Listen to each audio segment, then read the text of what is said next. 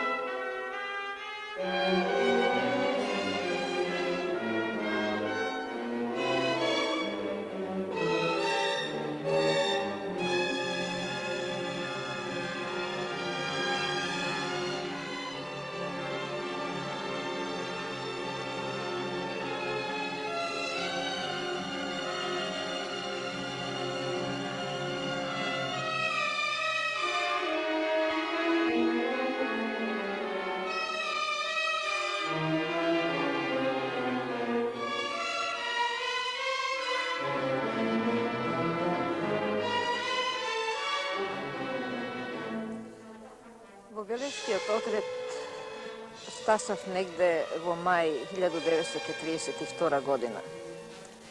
Со групата што тогаш дојде во отред, дојда и 4 селани албанци од Јаболчиште.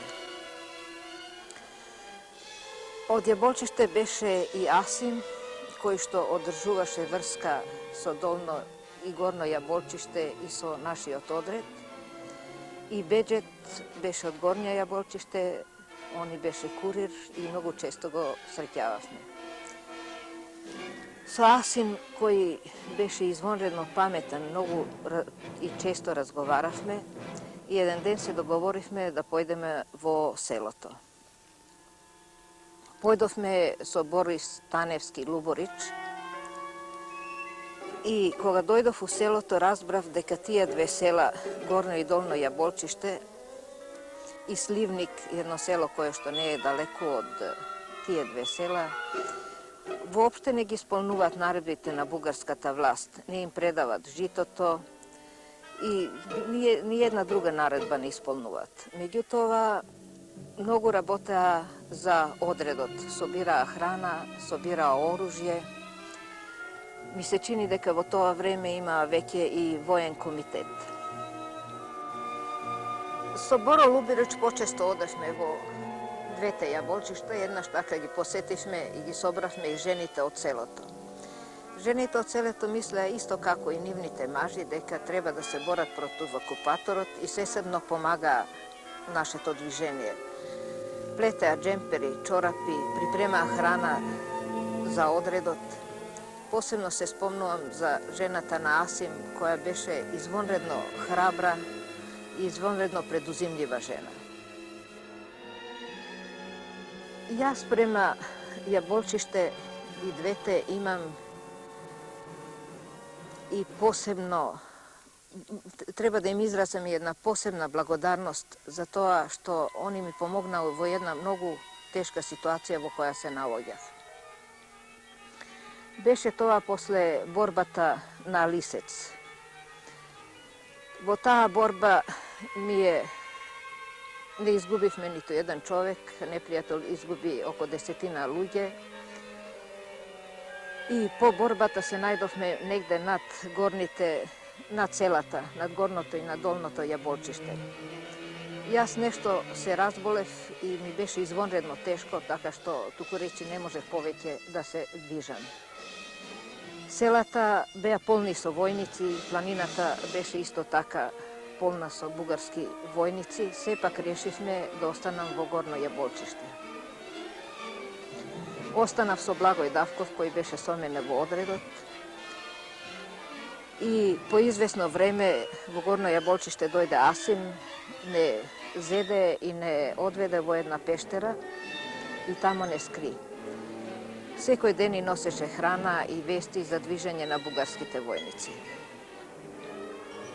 Кога војниците се повлекоа и кога јас оздравев, не испратија од селото. Тоа беше за нив извонредно опасно, затоа што може они при секое да ги открија, може веројатно ќе ги стрелаа. Јас веќе не бев во Велешкиот одред кога се случи масакрот во Јаболчиште. Затоа ми расправаше Асим кога по војната се сретнавме во Скопје. Тоа било во октомври, во половината на октомври 1942 година, бугарска полиција влегла во планина, ги барала партизаните и едно јутро го блокирала селото и со полиција и со агенти ги собрале сите луѓе, и деца, и жени, и старци, и болни, насред село. Запалија огин и врз огнот го обесиле Изет, татко му на Асим. Му отсекле една нога, го боделе со ножови и најпосле го убиле. Така секле, боделе, убивале 8 селани од селото.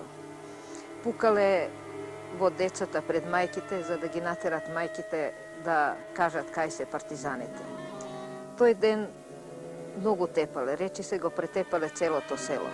Меѓутоа, никој од селото ништо не признал, никаква врска со партизаните, нити рекле кај се движат, ни како се, точно ништо не рекле. Беа тоа многу големи луѓе во тие две мали села, луѓе за кои денес чини ми се многу малку се зборува.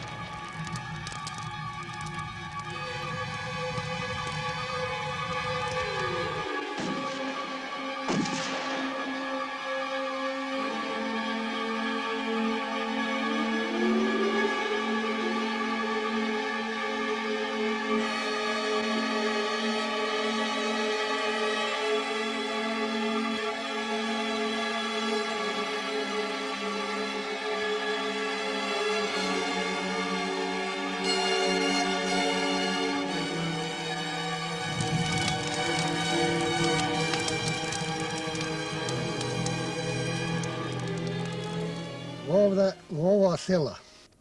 Ova je herojska sela.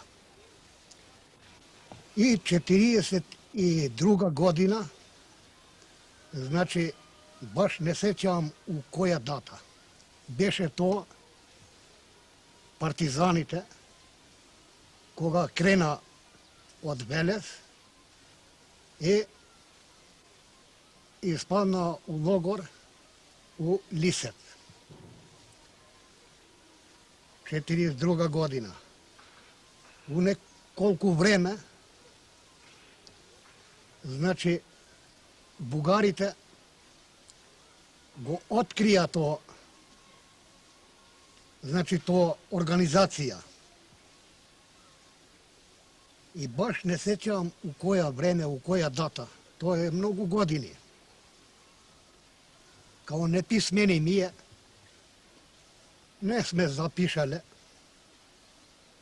Доваѓа бугарска војска. Многу пати. Не еден пат. Туку многу пати.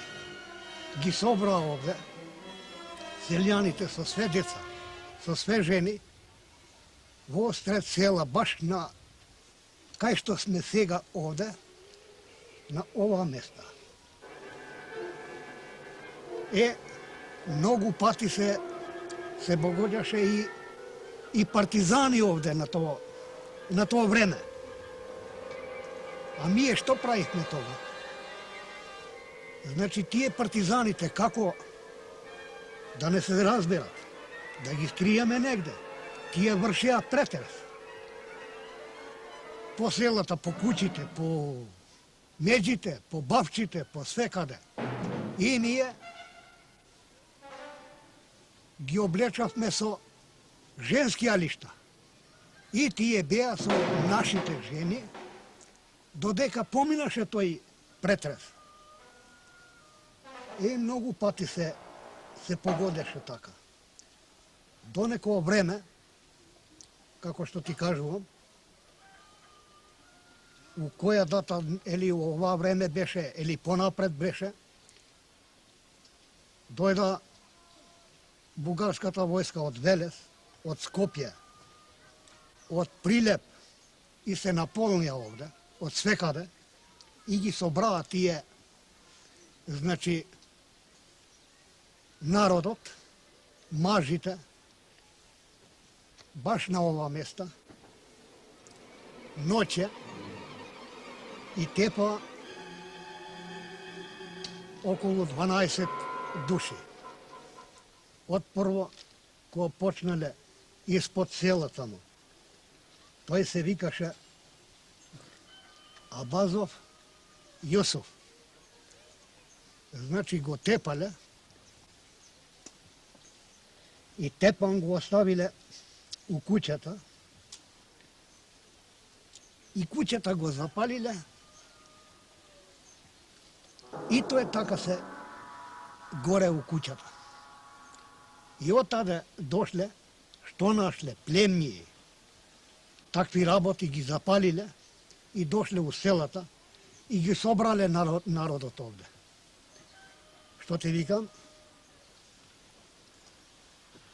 И после почнале со ред да ги тепаат, да ги мачаат со дрва, на некој со дрва му ја извадиле душата, нозите му и секле, рацете му и секле и ги фрлиле покрај реката вамо доле.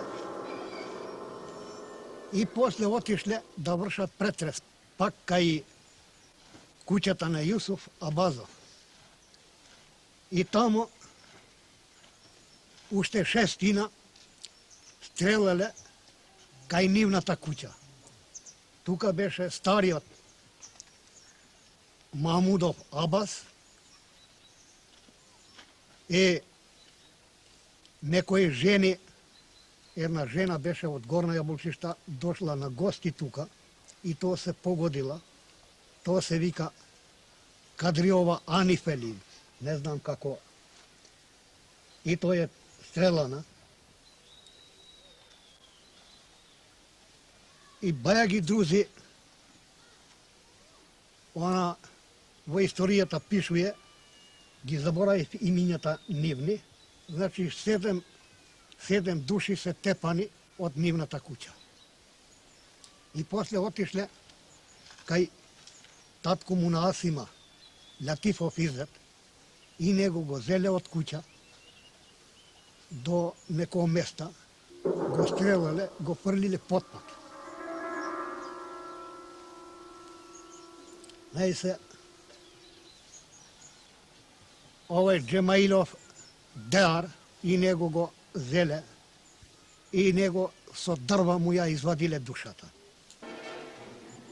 И сабајле, кога се спремале за да заминат, дошле војската кај мене да ме барат. А ја баш у моментот не се погодив тука. Од кај мене отишле кај брат ми. И него, тој се погодил дома, го зеле и го донеле овде, и него го стрелале. Значи овде, како да ти кажам, тоа е било тогаш неко голема историја. За нас многу тешкоти сме вишле, ама бугарите ништо не можаа да откријат од нас. Значи, толку жртви што дадовме, а не можаа ништо да добијат, дали има партизани негде, дали нема, и кај се навоѓат, што се навоѓат. Значи, не можеле да земат такви ствари бугарите.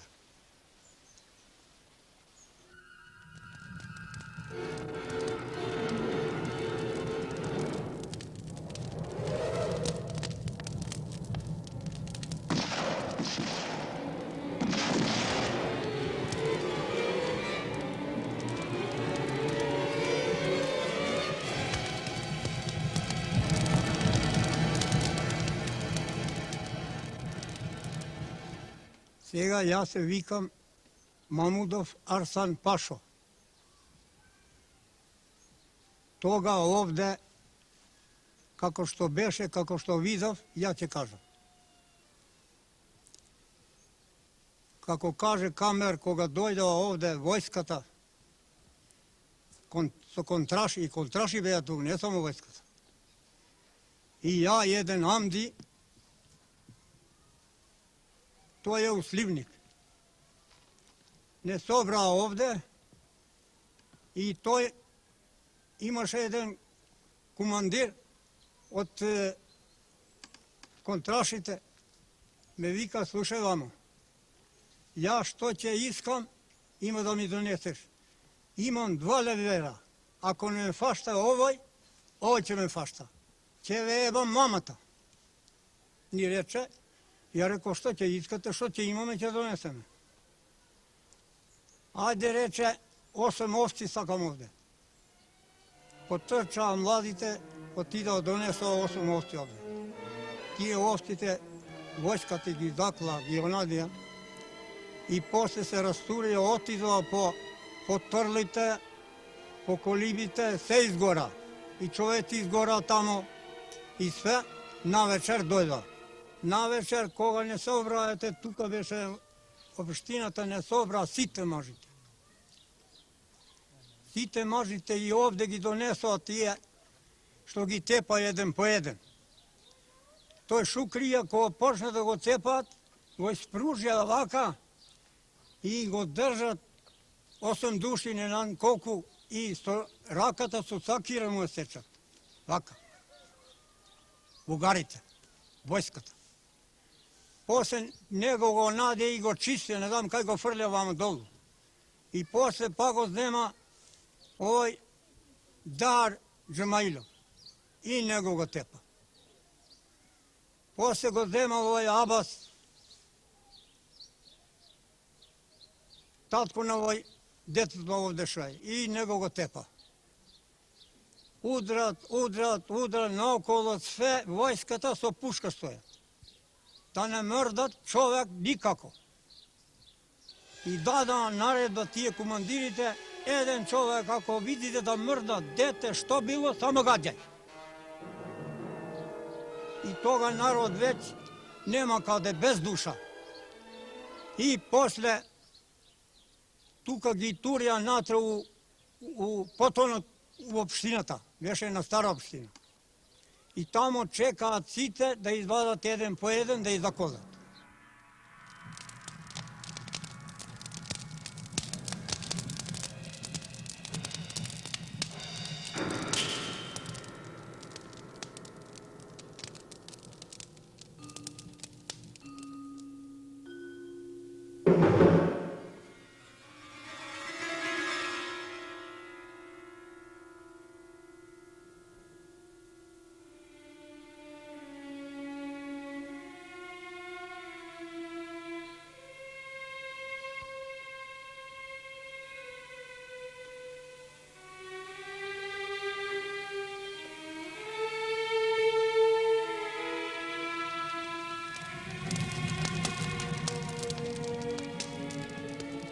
Мене ми името Исо Обозов. И ја тога памтим, кога дојде бугарите, кај нашата куќа. И тука беа деца, никои жени, и брат ми беше тука. И дојде тие бугарите, вика, ми беше Чичко со партизаните. Вика, кај ти е Чичко на тој братот? Он не го знае. И најпосле го зема жената негова, дај да го најдеш, жената на тој. И он бараше тамо, вамо не може да го најде. Отиде по комшиите, по селата, не може да го најде. И се врати па назад, близко тука кај нашата куќа го нашол. И тие му вика, оти не излажеш ти понапред, оти тука беше, а ти наме не излажеш, не го знам. И после го зема тоа, брат ми е му името е Ресим, и го доведе овде кај мостот. И због тоа него го тепаше овде.